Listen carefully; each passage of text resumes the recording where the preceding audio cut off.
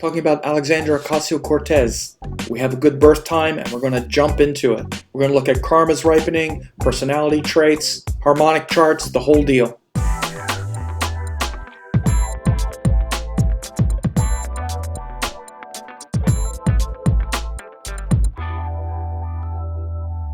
So this is the chart of Alexandria Ocasio-Cortez, the newest superstar in American politics. She's a progressive, what's called a democratic socialist. I think that's what they call themselves. um, and she's the junior senator, not, I'm sorry, a junior congresswoman from New York, and she's been quite the popular firebrand in the latest Congress. She has really grabbed headlines and publicity for her positions and policies, her use of social media. She's really kind of like the next wave of progressive politicians. And she has definitely, gained a lot of notoriety, not just for her upset victory in the primaries. I don't remember. I think it was over the summer. But then she, of course, became a congresswoman in the new Congress. So we see here now. This is a good birth time, according to Astro Data Bank. This is from one of her staffers. She was born October 13th, 1989, 11:50 a.m. in the Bronx, New York. Now, as you see, that creates Scorpio, Ascendant, 2207, Jeshta Nakshatra, fighter. Jeshta also really has a lot to do with sort of politics and politicians. Indra is the ruler. He was like the king of the gods, and of course, a king is a sort of political figure, right? So it's a fighter.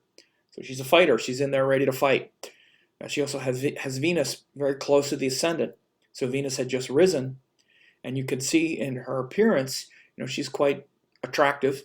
Not, gorgeous by any means, but definitely cute. And you can really see that Venus in the first. And one of the things you can see when Venus is in the first is, like a nice smile. The person smiles easily.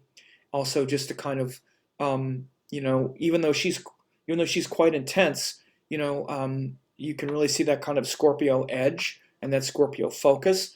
But she also smiles easily, and when she does, she's like, she kind of is very approachable and very kind of soft and really, you would say, diplomatic is a great word for Venus. Of course, you just think of Libra or whatnot, and even able to really deflect a lot of criticism which has come her way. She's become quite a lightning rod for conservative, vitriol. They've really come after her. The conservative press just loves to kind of lay into her, and she kind of deflects it with a lot of skill.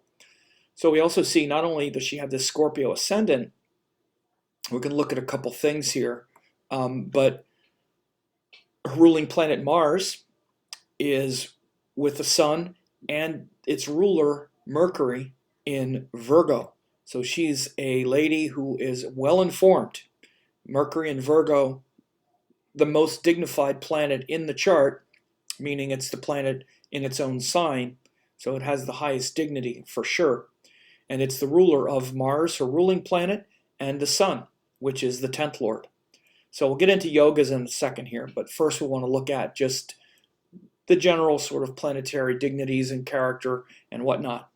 Of course, Virgo, especially if Mercury is there, the person is going to have their information together. They're going to be somewhat worried before they do something. They're going to really over prepare, in fact, perhaps. But she'll be very prepared. She'll know what she says. She's nobody's fool as far as you better show up with some information if you're going to debate her. You better have your facts straight, because she's going to have her facts straight, at least as far as whatever her views are. Again, you might disagree with her politics, meaning because she's a socialist, it doesn't mean that she's right.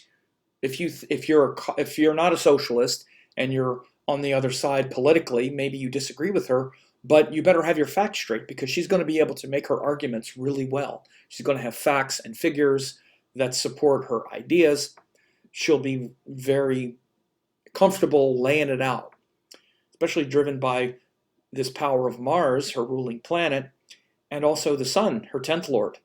So again, one of the things that really jumps out at me right away when I look at charts, sort of overview, this is how I start. And by the way, of course, this is the sidereal zodiac in Vedic astrology. This is a clear case study using sidereal astrology. Okay, those who say you want to see case studies of zodiacs, for example, this is one of many that I do. This is, of course, Rashis and Nakshatras aligned in the same space, just like in all Vedic astrology texts, right? So this shows very clearly.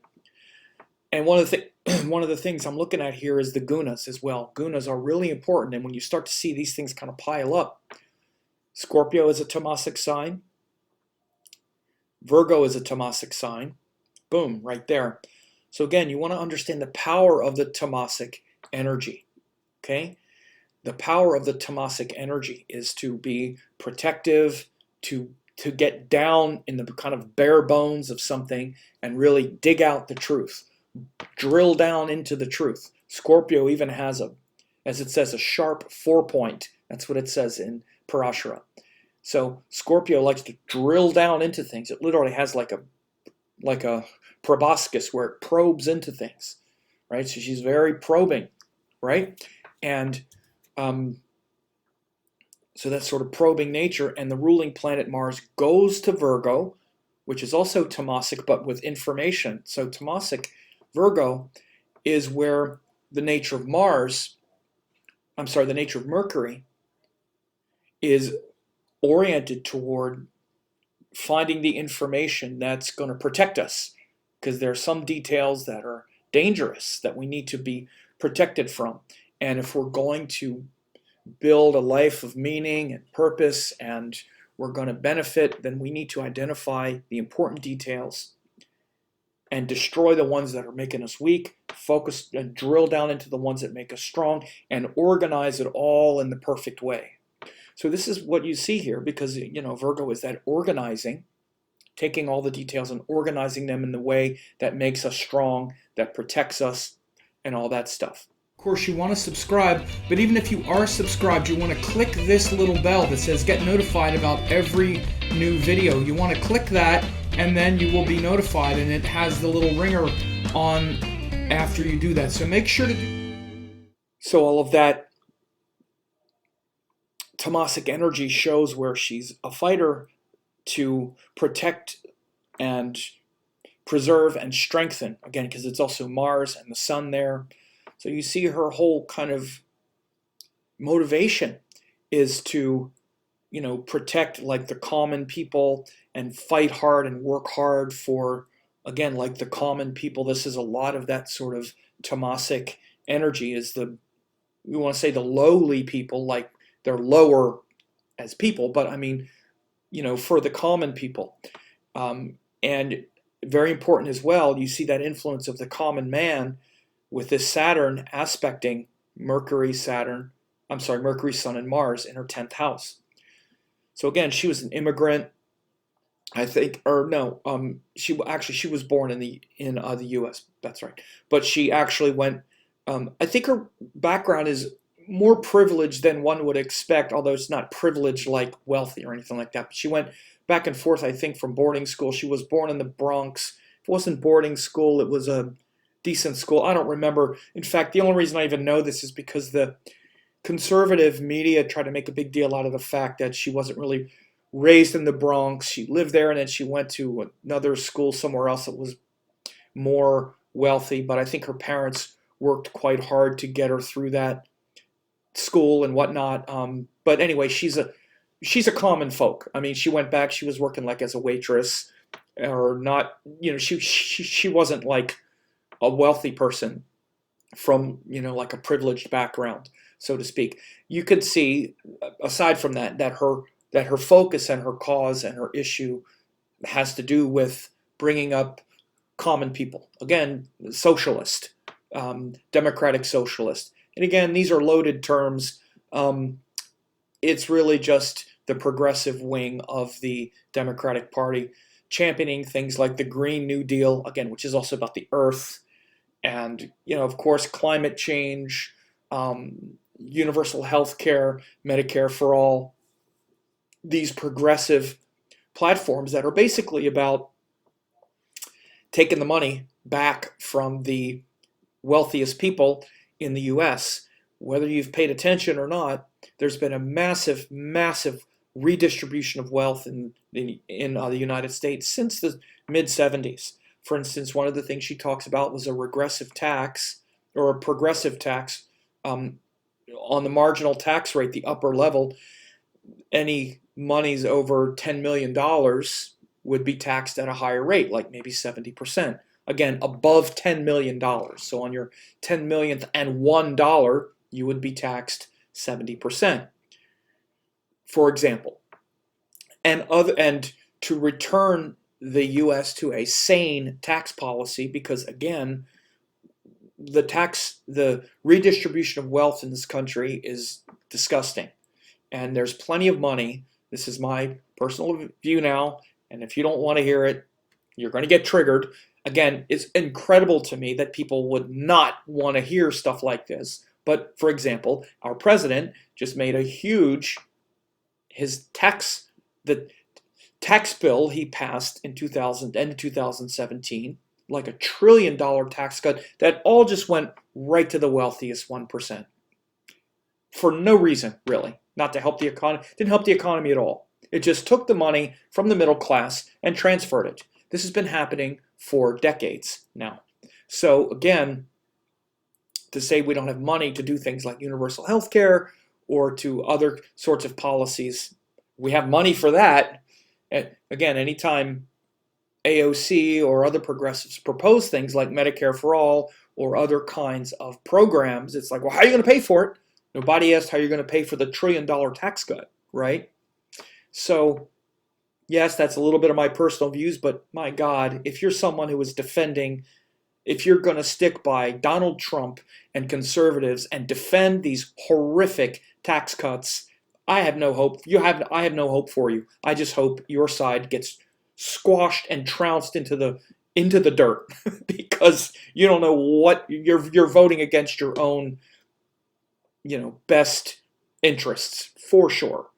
So anyway, AOC is very much a champion of these kind of socialist hardcore issues, and she's quite fanatical about it. She's a, as I say, firebrand of that new breed who is ready to come in and just say, the heck with it, the heck with incrementalism, the heck with crony capitalism, take the money out of campaigning. She just is pretty relentless about it. With the Green New Deal, grilling grilling people that come before her committee. So a few other things here to look at. She has Moon in the 5th house, and it's in Pisces. Again, very much like humanitarian causes, looking out for higher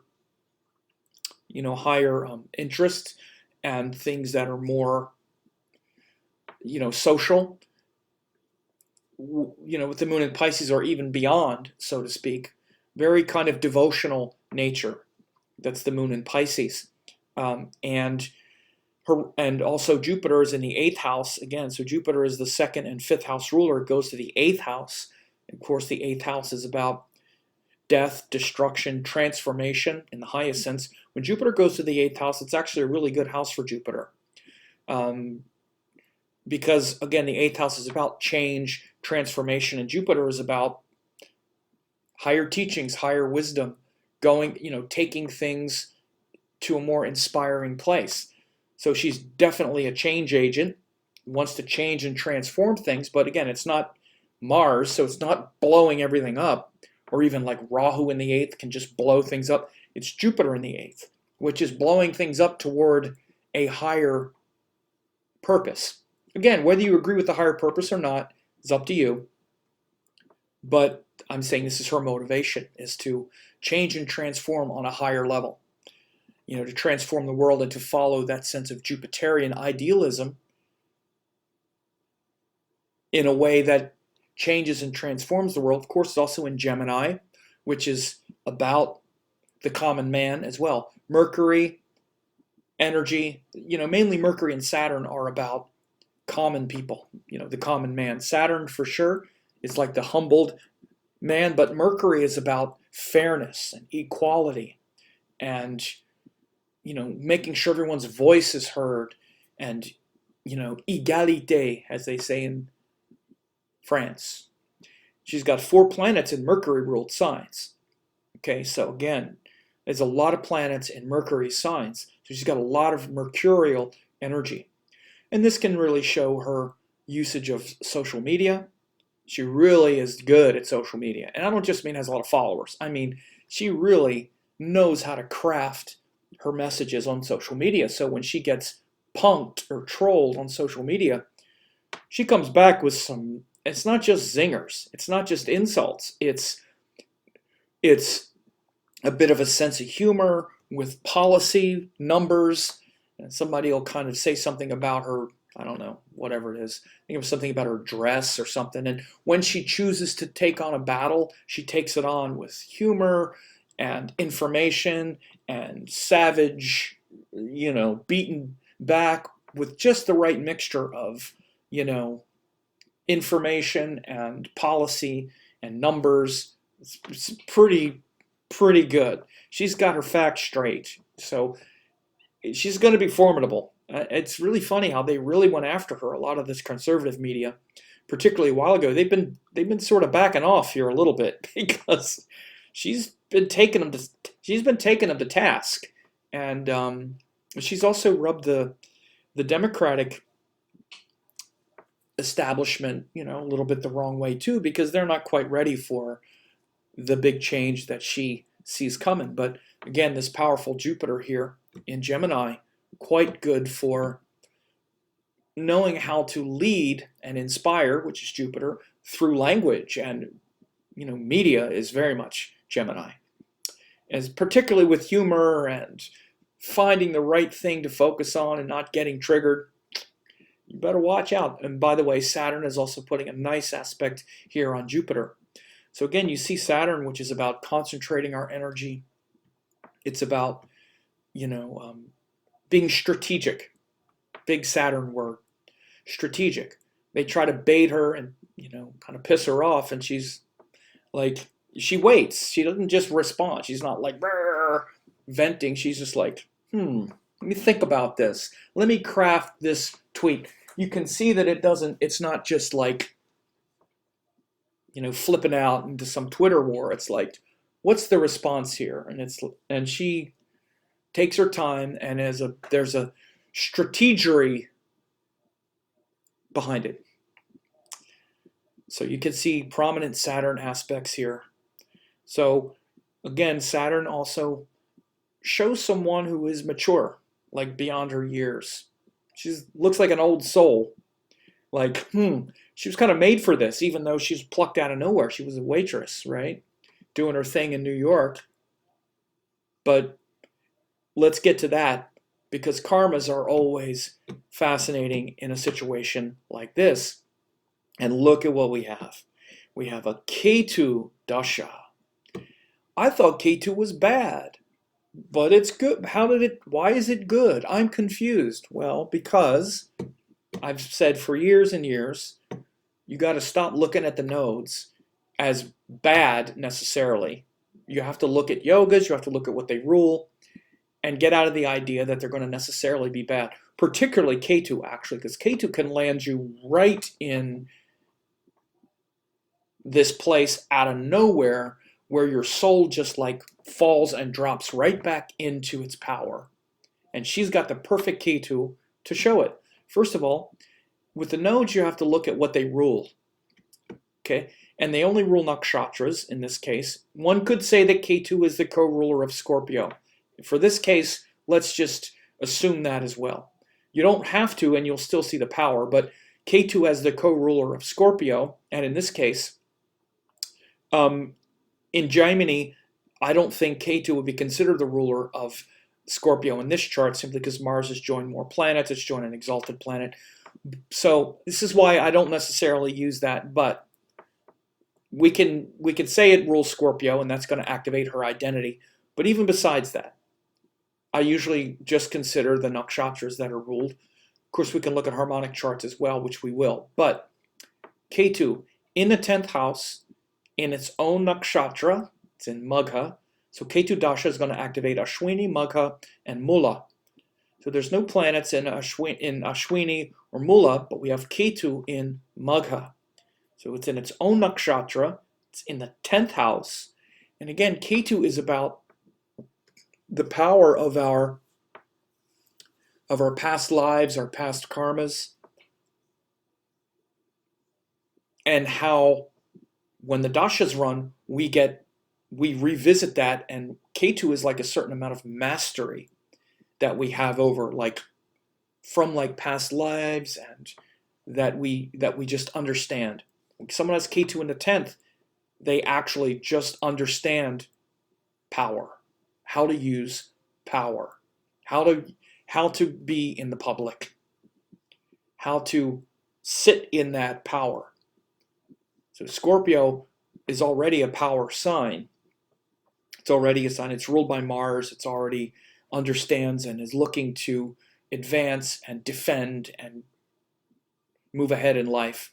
Ketu in the 10th, and the person really understands how to be in the public, how to wield power, how to use power, how power is of benefit. Of course, it's in Magha Nakshatra, which is, of course, in Leo. So what happens? Ketu Dasha.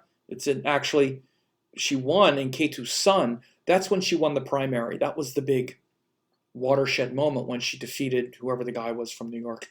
He was number 2 in Congress, and she defeated him. Ketu's Sun. Again, Ketu Sun. Both rulers of Ketu were active. Ketu is in its own nakshatra, and it's in Leo, ruled by the Sun. And again, this is why we use Vedic astrology, sidereal zodiac, Ketu Sun. So both rulers of Ketu are active. And there's nothing interfering with Ketu. There's nothing weird about it. Again, one of the powerful things with the nodes, particularly Ketu, because again, it's just a pure wisdom that we have from past lives. And when you see it this pure, in its own nakshatra, in an angle, Magha is like the embodiment of Ketu. It's ruled by the Pitris, the divine ancestors, right? And Magha is it shows a past life of royalty. And again, it doesn't mean you're the queen of something. It means that you were powerful, you were regaled, you were celebrated, you know what it is to be the focal point of power, even if it's not in the 10th house. That's just Magha and Leo. It's in the 10th house. I mean, this is why Scorpio are so good with power, because Leo is in their 10th house. So when Scorpio wants something and they want to get some power, they're formidable if you're going up against them because of that, because Leo is the 10th house. So Magha and Ketu, again, I'm emphasizing this because one of the things, to understand is that sometimes people will say, okay, but Mercury would be more prominent because Mercury rules Mars and the Sun and Jupiter, just as an example, and that there's more energy going on, let's say with Mercury, because it rules more things or something. You want to understand something. In a Dasha cycle, you're still getting the full power of that planet. Okay, and when let's say, because Mercury is joined 2 other planets and it rules another planet, all of the energy of a Mercury Dasha, let's say, is dispersed among these 4 different energies. So even though it can make a lot happen. It makes a lot happen, but it's often diverted in several different directions. And again, a lot can happen because the planet rules a lot of other planets and there's a lot going on. But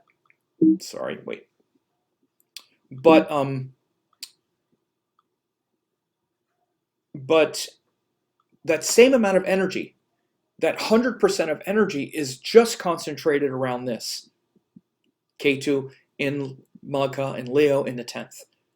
It's still 100% of energy.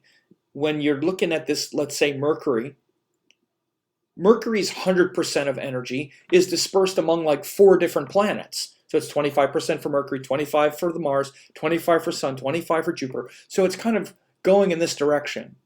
In this Ketu Dasha, it's 100% of Ketu and Magha in the 10th in Leo.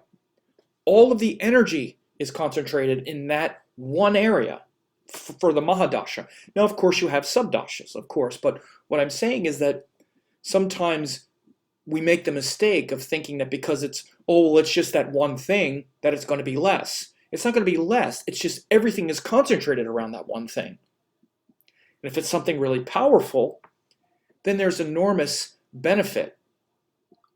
I can show, I'll give a quick case study, not like I love to talk about my chart all the time, but this is my chart. When my Ketu Dasha started, 2009, it was a very similar kind of thing. In fact, I had just come out of Mercury, and Mercury rules all of this. So Mercury was all kinds of stuff, all kinds of things going on, learning all kinds of things, all that stuff. And it was great. But then Ketu's nothing else is going on. Ketu is just in the 7th house. It's in Uttarashada Nakshatra. And it's just boom, it's just very simple. So all the energy concentrated around just that one thing, because it's not ruling anything, nothing's aspecting it, it's not doing anything else. So that's the same kind of thing here with her. It's all concentrated around Ketu, in Magha, in Leo, in the 10th. And again, Ketu is like out of nowhere, very sudden. So again, we see she had just started Ketu. I mean, she'd been in Ketu Dasha. She started Ketu Dasha in 2016, the end of 2016. So after Trump was elected, that's how quickly it happened. And then literally a year and a half later, she wins the primary, and then she's the senator.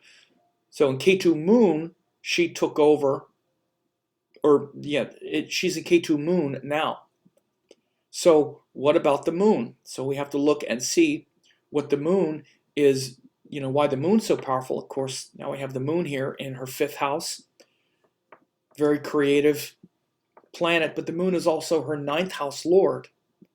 So again, the moon is the 9th house ruler is very much 9th house, which is about us as a guide, as an inspiring figure, as a teacher, as a guru. 9th house is like, where we find literally spiritual teachers, religious figures. It's why she's really out of nowhere. She's this new kind of inspiring figure. I don't want to say spiritual figure, but sort of cult hero, being revered and kind of worshipped as the face of the young progressive women in the house. The next wave, she's kind of like the icon. Again, just like a religious icon, she's become an icon. AOC, right? Ketu Moon. And again, Ketu just lands us in this place that's kind of out of nowhere. And when it's this direct and strong and powerful, it's like, bam! Right? And then Ketu Moon, of course, now she's like, Moon is the 9th lord. It's in the 5th. It's also getting all these aspects. There's these Raja Yogas by aspect, right? So when planets aspect, so the moon is the 9th lord in the 5th, right? It's aspected by the 10th lord, Raja Yoga, 10th lord aspecting the 9th lord in the 5th. It's aspected by Mars, which is the 1st lord aspecting the 9th lord in the 5th. So again, this puts her work and her power, which is 10th house, aspecting the 9th lord in the 5th, and also Mars, which is the 1st lord. So that's her and her work are all aspected by this moon in the 9th house. I'm sorry, in the 5th house. It's the 9th lord in the 5th. Very powerful. Very powerful. Then she goes into Ketu Mars, her ruling planet, in June. We could see some more big stuff happening with her. She goes into Ketu Mars next. Mars is the ruling planet. It's the ruler of Venus in her ascendant. That's also obviously the ruler of her ascendant. It's also the ruler of her sun, because sun is in Chitra, right? And by the way, the moon is also the ruler of Mars, because Mars is in Hasta. And I forgot to mention, I looked at this before, but the sun is also the ruler of Mercury because it's an Uttar Falguni when she went to Ketu's sun. So you can see all these things that are getting ruled. Ketu's sun not only was a double ruler of Ketu, but it was also the ruler of Mercury,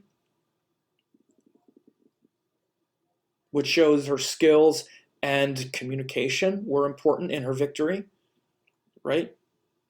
And then Ketu moon was also, it's not just the moon is ninth lord and the fifth, but the moon is also the ruler of Mars because it's in Hasta. And Mars is going to also activate the sun in Chitra. When we look in the D10, Ketu is also in Leo, so it's Vargotama here. It's Vargotama in the D10, in the same sign as it is in the Rashi. Again, Ketu's sun, both rulers again, Ketu's sun, right? Because the sun is the ruler here of Leo and also Mercury. So in Ketu's sun, when she was elected in the D10, of course we have Ketu here, and Ketu is forming a Raja Yoga because it's in an angle with the trine lord, Mercury. So Ketu's sun in the D10 fired off and activated this Raja Yoga in the D10, in sun. So even though the sun is in the 12th, again, this is how you read the Dashas. You might say, well, why is the sun so powerful? It's in the 12th house, but it rules the Raja Yoga in the 7th. The sun rules Mercury, the 5th lord, in the 7th, and the Raja Yoga with Mercury and Ketu. So Ketu's sun, this is when she won the primary. Ketu moon is when she took office. Oh yeah, she also won the general in Ketu's sun. But then she took office in Ketu moon. Of course, look at the moon. Moon is in the ascendant of the D10. And again, you notice I'm reading the D10. One of the things Vedic astrologers do is look at the Navamsha. Yes.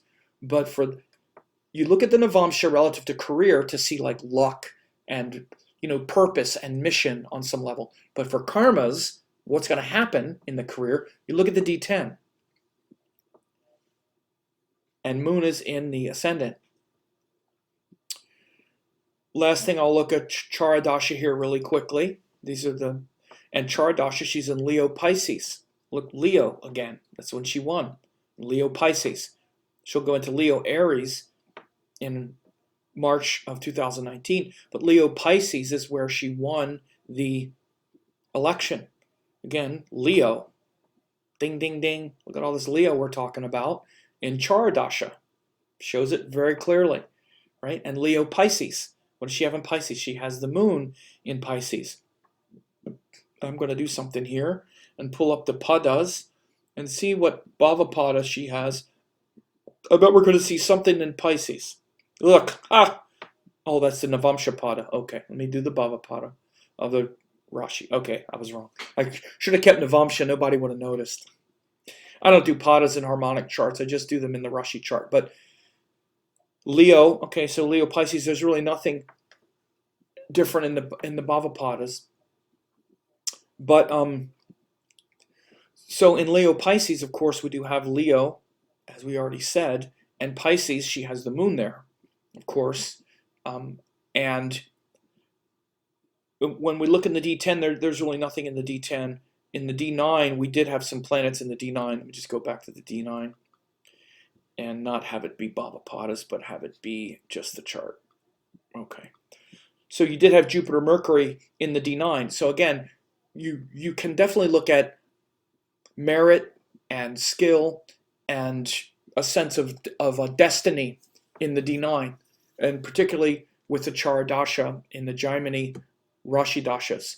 And you can see that Leo Pisces, look, they're both really lit up in her Navamsha. This is where you also really see the destiny. Leo Pisces. Look at that. Leo, she's got the sun and Saturn there, the chart ruler in the Navamsha. You can really see how the Charadasha brings out the Navamsha. And this is one of the things with my Jaimini students where we've really brought this out.